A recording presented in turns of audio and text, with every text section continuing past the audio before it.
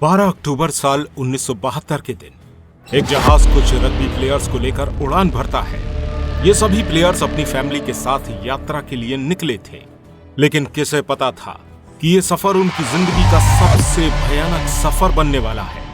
ये plane south America के यूरुग्वे से उड़ान भरता है, जिसे यहाँ से चिली देश की राजधानी सैंटियागो पहुंचना था। इस प्लेन में मौजूद रग्बी प्लेयर्स अपने मैच के लिए सैंटियागो जा रहे थे और यहाँ उनके साथ उनके फ्रेंड और फैमिली मेंबर्स भी मौजूद थे। कुल मिलाकर इस प्लेन में 45 पैसेंजर थे। दोस्तों, ये फ्लाइट 3 घंटे का सफर तय करने वाली थी और इन 3 घंटों के सफर में इसे एंडीज की पहाड़ियों को भी पार करना था। अभी तक सब कुछ ठीक ठाक चल रहा था कि अचानक से मौसम खराब हो जाता है। लेकिन अच्छी बात यह थी कि इस फ्लाइट का पायलट इस रूट से पहले भी 29 बार उड़ान भर चुका था, इसलिए उसे पूरा अंदाजा था कि एंडीज की पहाड़ियों को किस तरह क्रॉस करना है। दोस्तों, अब सैंटियागो पहुंचने में सिर्फ 1 घंटे का रास्ता बाकी है और पायलट को पूरा यकीन है कि वो 1 घंटे में अपनी फ्लाइट को सैंटियागो में लैंड करवा देगा। इस समय तक ये प्लेन 18,000 एल्टीट्यूड पर उड़ान भर रहा था और धीरे धीरे करके एंडीज की पहाड़ियों को पीछे छोड़ते हुए आगे बढ़ता जा रहा था। लेकिन आगे पहुंचकर मौसम और भी ज्यादा खराब हो गया और सामने कुछ भी दिखाई नहीं देता, जिसकी वजह से पायलट पूरी तरह से प्लेन के इंस्ट्रूमेंट पर डिपेंड हो जाता है। पायलट बहुत अच्छी तरह से जानते थे कि वो 1 घंटे में सैंटियागो पहुंच जाएगा, इसलिए वो अपनी लोकेशन का रफ आकलन कर रहे थे। 1 घंटा होने के बाद जब उन्हें लगा कि वो एंडीज की पहाड़ियों को पार कर चुका है, अब वक्त था प्लेन को लैंड करने का। तो प्लेन लैंड करने के लिए पायलट धीरे धीरे करके प्लेन के एल्टीट्यूड को कम करने लगा। जब प्लेन काफी ज्यादा नीचे पहुंच जाता है, तब पायलट को दिखाई देता है कि अभी तो एंडीज की पहाड़ियां खत्म ही नहीं हुई हैं। ये देखकर पायलट बहुत तेजी से प्लेन को ऊपर उठाने की कोशिश करता है, लेकिन अब काफी ज्यादा देर हो चुकी थी। इससे पहले कि पायलट कुछ कर पाते, प्लेन का पिछला हिस्सा एक पहाड़ी से जाकर टकरा जाता है और ये प्लेन क्रैश हो जाता है। इस क्रैश की वजह से 45 में से 12 लोगों की मौत हो जाती है और सिर्फ 33 लोग जिंदा बचते हैं और इन बाकी के लोगों को भी काफी ज्यादा चोटें आती हैं। ये प्लेन एंडीज की किसी अनजान पहाड़ी पर बिखरा पड़ा था और बहुत ही जल्द अंधेरा होने वाला था। रात के समय यहाँ का टेम्परेचर -30 डिग्री सेल्सियस पहुंच जाता है, जिसमें सरवाइव करना किसी भी इंसान के लिए बहुत ज्यादा मुश्किल है। अब इन लोगों को रेस्क्यू करने के लिए 4 जहाजों को भेजा जाता है। ये जहाज इन पहाड़ियों को खंगाल डालते हैं, लेकिन क्रैश साइट का पता नहीं चल पाता।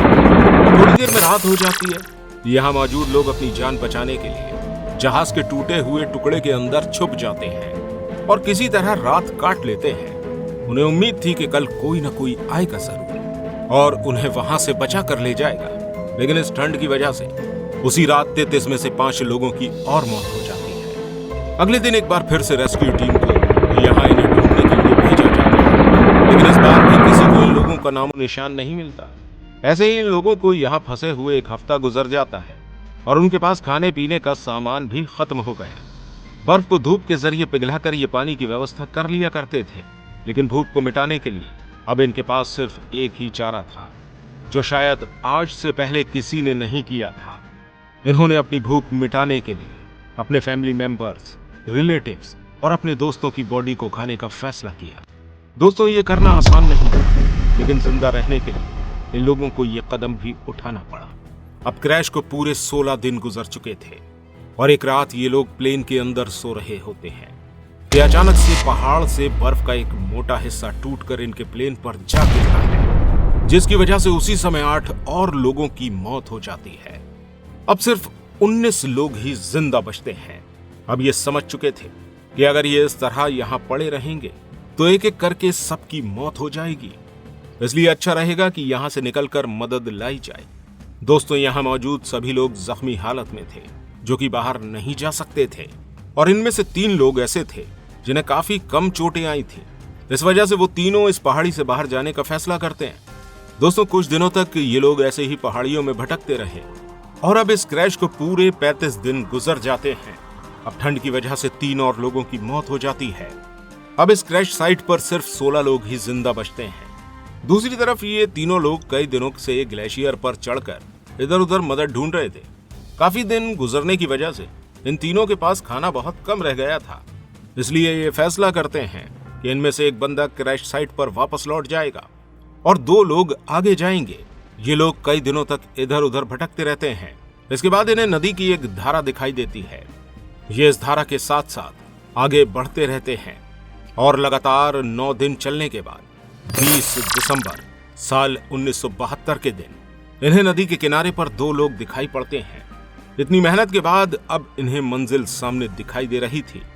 इन दोनों ने वहां मौजूद लोगों से मदद मांगी। दोस्तों, जब गांव वालों को इन लोगों के क्रैश के बारे में पता चला तो वो फौरन ही मदद लेने के लिए शहर पहुंच गए। और जब आर्मी कमांडर्स को ये इन्फॉर्मेशन मिली तो चिली की एयरफोर्स बहुत ही जल्द इन लोगों को रेस्क्यू करने के लिए यहाँ पर आ गई। आर्मी फोर्सेस इन दोनों लोगों को हेलीकॉप्टर में बैठाकर क्रैश साइट पर ले जाते हैं। इसके बाद 22 दिसंबर साल 1972 को, यानी कि क्रैश के पूरे 72 दिन के बाद, जिंदा बचे हुए 16 लोगों को रेस्क्यू कर लिया जाता है। इस घटना के बाद इन लोगों की हालत काफी ज्यादा खराब हो चुकी थी, इसलिए इन्हें फौरन ही अस्पताल में भर्ती करवाया जाता है। दोस्तों, ये घटना दुनिया की दर्दनाक घटनाओं में से एक है। अगर आपको ये वीडियो अच्छी लगी है तो इस वीडियो को लाइक जरूर कीजिएगा और कमेंट में अपने विचार जरूर लिखिएगा। मिलते हैं आपसे अगली वीडियो के साथ। धन्यवाद।